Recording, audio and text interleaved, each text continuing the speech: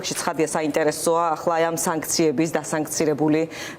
მთავრობის წარმომადგენლების მოქმედი თანამდებობის პირების შემდეგ ამაზე თქვენი გამოხმაურება ბანკების ნაწილში საინტერესოა როგორ უნდა უპასუხონ ბანკებმა თუმცა პირველ რიგში ცხადია ეკონომიკის რა დილებები შექმნა ამ გადაწყვეტილებამ ეს თქვა სისტემას. კი ბატონო მოგესალმებით პირველ რიგში მადლობა მოწვევისთვის და მაყურებელსაც მივესალმები. სანქციები რომელიც დღეს არ დაწყებულა ხო თქვენს გისმენთ და ისაუბრეთ საკმაოდ ვრცლად სანქციებზე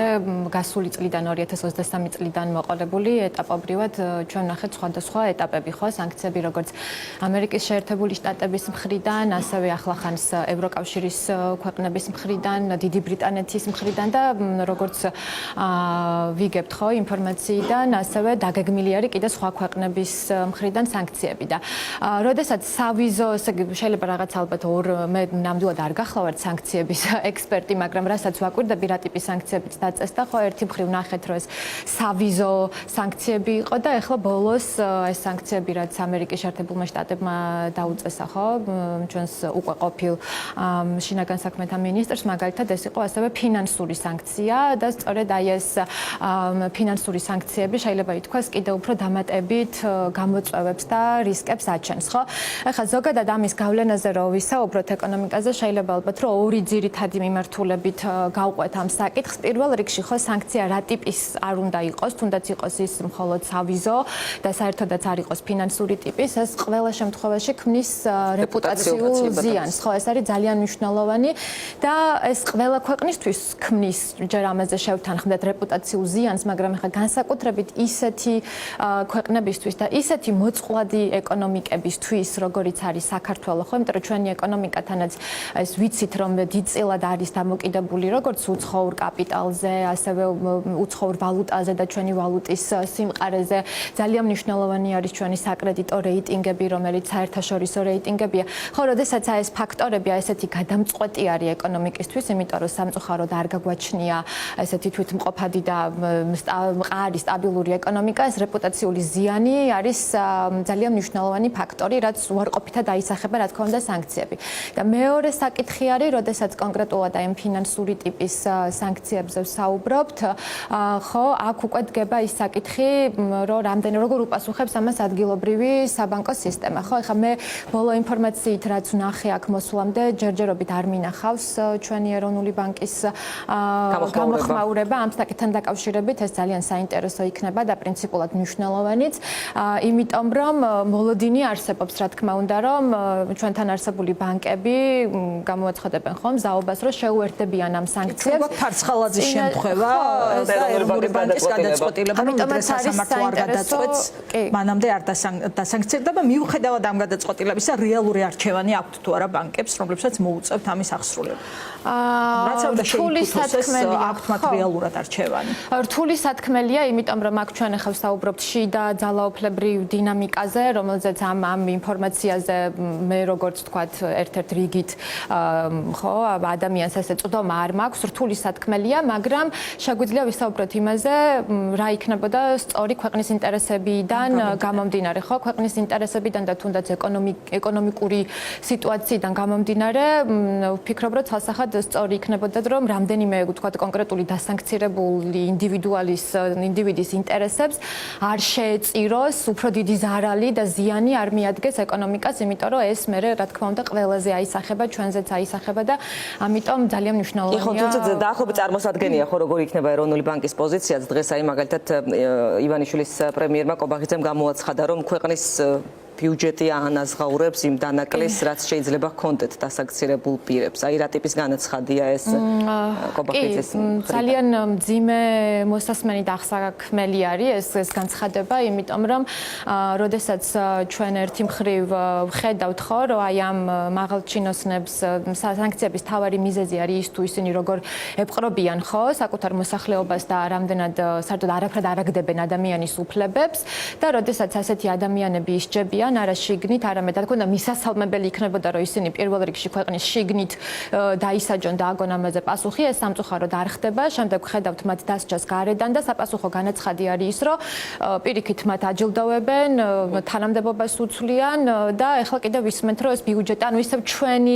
ჩვენი ჯიბიდან, ჩვენი გადასახადებიდან, ჩვენი ბიუჯეტიდან უნდა აუნაზღაურდეთ ზარალი, რაც არ ვიცი, რაღაცნაირად ცოტა რთული არის ჩვენი უნდა გადავიხადოთ ჯილდოს ფული და ახლობით ასე გამოდის. ხო, სამწუხაროდ ასე გამოდის კი. და ვთქვათ რაც გამოიწვევს შემდგომ აი სცენარები რომ ავხსნათ მაგნიცკის სია არის ერთ-ერთი ყველაზე მძიმე სანქცია რომელიც ყველაზე მძიმე დარღვევებისთვის არის შემოღებული აი თუ გრძელდება მაინც მთავრობა თუ აგრძელებს ამ ადამიანებისთვის ჩარიცხვებს შეუულებრივად არ ვიცი ხელფასის თუ უგულებელყოფას თუნდაც ქეშით მიცემას აი რა სცენარები შეიძლება განვითარდეს მოვლენები იმიტომ ვიცით თქვათ სხვა პირების დასანქცირდნენ ვინც იქნება ჩართული ამ ოპერაციებში და ასე შემდეგ. ხო, ეს ახლა პირველ რიგში რა თქმა უნდა დამოკიდებულია იმაზე, კიდევ ერთხელ ვიტყვით, კონკრეტულად საბანკო სისტემა როგორ უპასუხებს ამას, ალბათ ამას უნდა დაველოდოთ, რამდენად აღსრულდება თუ არ აღსრულდება ეს სანქციები ქვეყნის შიგნით, მაგრამ ნებისმიერ შემთხვევაში ვფიქრობ, რომ მართებული იქნება, რომ ზოგად საფრთხეებზეც ვილაპარაკოთ, ხო, ეკონომიკურ საფრთხეებზე, იმიტომ რომ მიუხედავად იმისა, რომ ჩვენ დღესდღეობით რო შევხედოთ ზოგად მაკროეკონომიკურ სურათს, ხო, აქ არის რაღაცა რამდენიმე პარამეტრი, რასაც ვაკვირდებით, როგორც წესი იქნება ეს თქვათ ეროვნული ვალუტის სიმყარე, იქნება ეს ინფლაციის დონე თუ ასე შემდეგ. ამ კუთხით ვერ ვხედავთ, ხო, რაღაცა საგანგაშო ნიშნავს, პირიქით ისე გამოიყურება ყველაფერი, რომ ყველაფერი რიგზეა და ამ ფონზე ხშირად ვისმენთ, თუნდაც თქვათ TV იმედის ეთერიდან ან სხვადასხვა ეკონომისტები საუბრობენ იმაზე, რომ აი ხო ხედავთ ყველაფერი კარგად არის, ხო, იანვარის კურსს და კი ბატონო, ყველაფერს ვაკონტროლებთ, ესე იგი არანაირი ეკონომიკური კრიზისი ჩვენ არ გვემუქრება, ხო? მე ვიტყოდი, რომ ასეთი თავდაჯერება არის გადაჭარბებული, იმიტომ რომ ის სიტუაცია, ხო, ის პოლიტიკური სიტუაცია და ის აი ეს სოციალურიც, ხო, ეხლა ჩვენ ამ წინააღმდეგობას ამ პროტესტს, რასაც ხედავთ, ეს არ არის მარტო პოლიტიკური საკითხი, ეს ყველაფერი ჯერ კიდევ, ანუ გაურკვეველია, როგორ დასრულდება, როგორ გადაწყდება ეს პროტესტი, ამიტომ მოლოდინის რეჟიმი არის შექმნილი როგორც ქვეყნის შიგნით, ასევე რა თქმა უნდა ქვეყნის გარე აქტორებიც ამ ყველაფერს აი ესე მოლოდინის სცენარებზე როცა ვსაუბრობ, ამასაც გულისხმობდით, როდის შეიძლება ეს პრობლემები გახდეს უფრო ხილული მოსახლეობისთვის. კი ბატონო, დაახლოებით რა ბადაში, რა პროგნოზებზე თუ არაფერი არ იცვლება. აი ამ დავამატებ ორი სახის პროგნოზია ხომ ერთი თქვენ სახსენეთ, რასაც იმედი ქმნის, რომ აი არაფერი არ იქნება, ყველაფერი კარგად იქნება, დიდი დრამატული არაფერი მოხდება და მეორე სურათი, რომ აი აპოკალიფტური სურათი. მაგრამ აი დაახლოებითი ვადები ამას. როგორი გზობს ვადები საკმაოდ ის არის რთული სათქმელია, იმიტომ რომ ჩვენ არ ვიცით ჯერ ერთი ყოველდღიურად იმდენად იცვლება ეს სიტუაციაც ქვეყნის შიგნითაც, გარედანაც რა გზავნილებიც მოდის იქნება ეს სანქციები თუ ასე შემდეგ. ვადები ძალიან რთული სათქმელია, მაგრამ შეგვიძლია რომ ორი სცენარი განვიხილოთ. მოკლედ მე ასე ვხედავ. პირველი ეს იქნებოდა ეს საფრთხეები, რაზეც დავიწყე საუბარი, რომ ის რომ ახლა აი ამ მოცემულ მომენტში ხო ეს ზოგადი მაკროეკონომიკური სურათი ესე მყარად გამოიყურება, არ ქმნის არანაირად მყარ საფუძველს იმისა, რომ ეს ყველა შემთხვევაში ასე იქნება, ხო? იმიტომ რომ ამ შიშის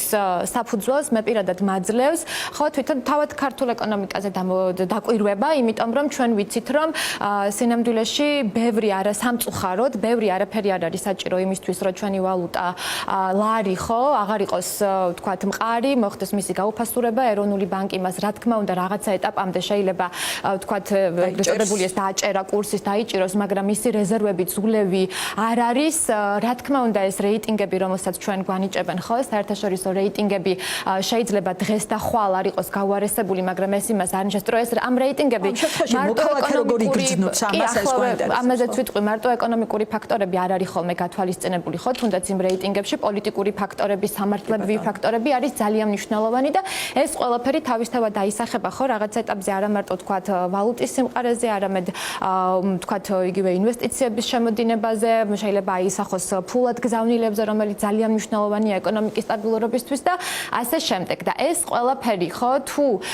მე დიდი იმედი მაქვს რომ ეს არ მოხდება, მაგრამ მაინც მნიშვნელოვანი მგონია რომ ამ საფრთხეებზე ვისაუბროთ, ხო? თუ წარმოვიდგენთ თუნდაც მხოლოდ იმას, რომ ჩვენი ეროვნული ვალუტა შეიძლება გაუფასურდეს, მნიშვნელოვნად რა თქმა უნდა ეს პირველ რიგში იქნება ძალიან ცუდი დარტყმა მოსახლეობისთვის, მოქალაქეებისთვის, იმიტომ რომ ეს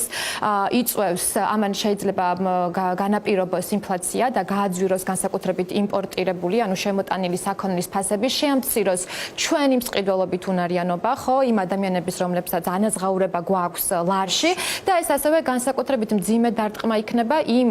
ადამიანებისთვის და ასევე იმ ბიზნესებისთვის, რომლებსაც ვალდებულებების შესახები აქვთ უცხოურ ვალუტაში, ხო? ამიტომ ეს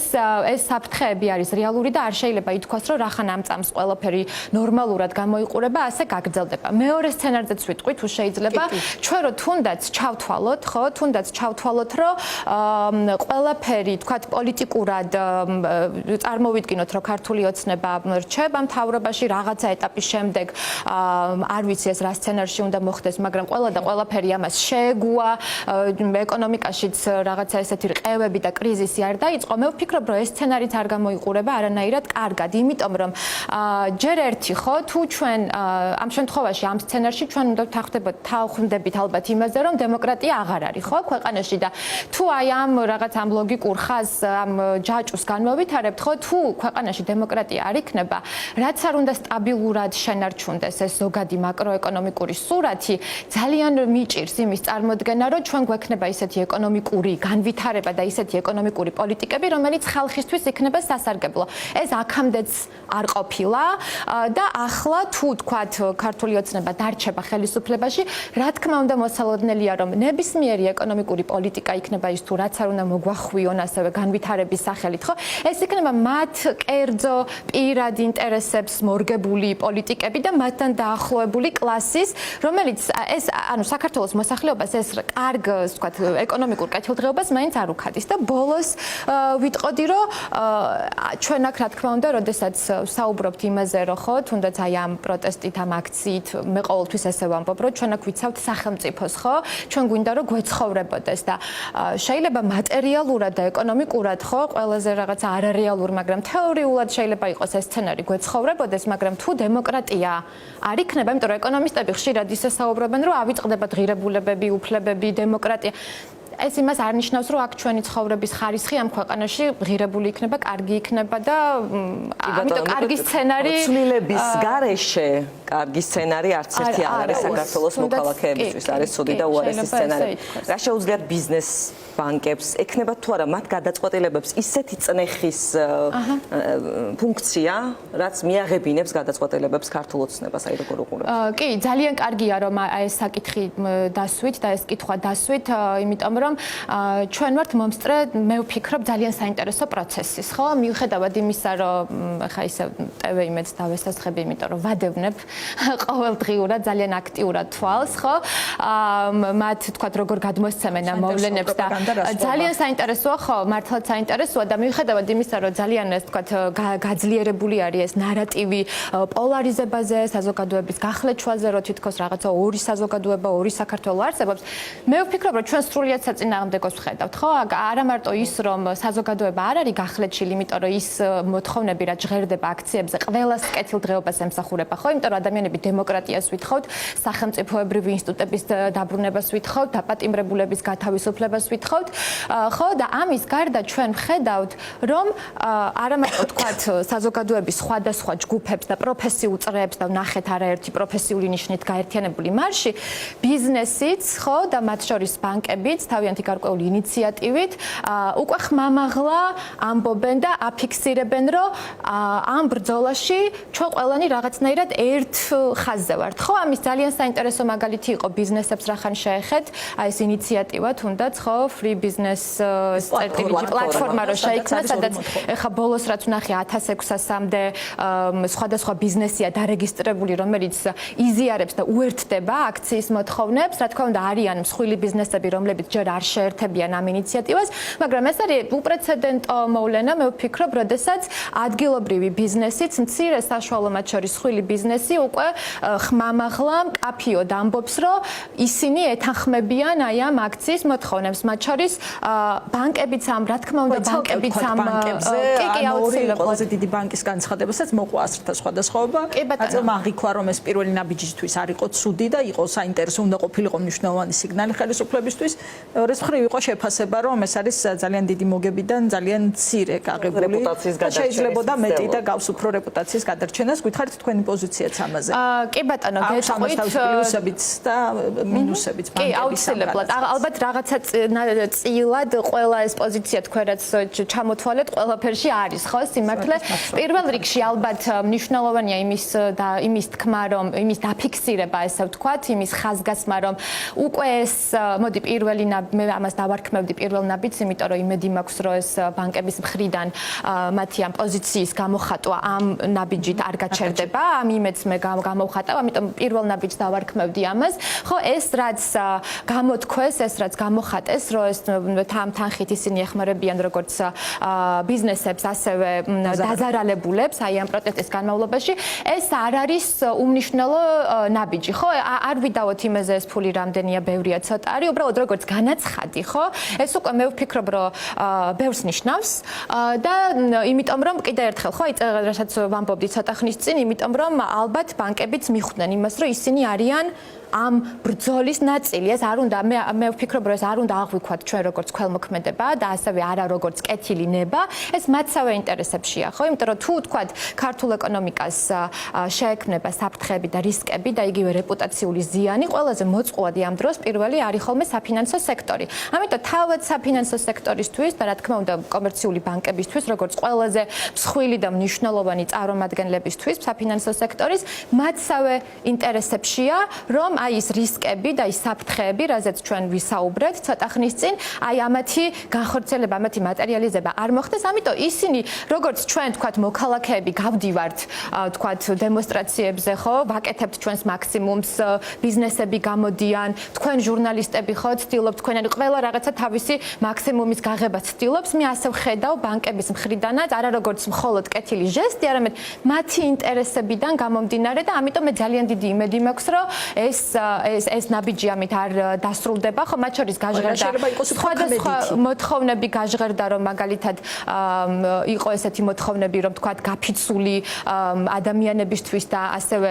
მცირე და საშუალო ბიზნესებისთვის დროებით გადავადდეს სასაცხოვალდებულებები, ხო? აქ არ არის საუბარი არანაირად არც ვალის ჩამოწერას და უბრალოდ საუბარი დროებით დაპაუზებაზე, სესხის გადასახადის. ეს ერთი მაგალითია, ერთი მოთხოვნა, რომელიც გაჟღერდა. შეიძლება იყოს კიდევ სხვა ინიციატივებიც, ალბათ მთავარია ის, რომ საზოგადოებამ დაინახოს ბანკების მხრიდანაც, რომ ისინიც მათ თავიანთ მაქსიმუმს ცდილობენ აი ამ საერთო მიზნის მისაღწევად და იმ მოთხოვნების დასაქმებად. ეს ყველაფერი ემსახურება ასევე რა თქმა უნდა შიდა წნეხის გაძლიერებას, ხო? იმიტომ რომ თქვენ პირველ სტუმართან ბევრი ისაუბრეთ სანქციებზე და აი ამ გარე წნეხზე, მაგრამ მე ვფიქრობ, რომ არანაკლებ და კიდევ უფრო მნიშვნელოვანიც არის ალბათ აი ეს შიდა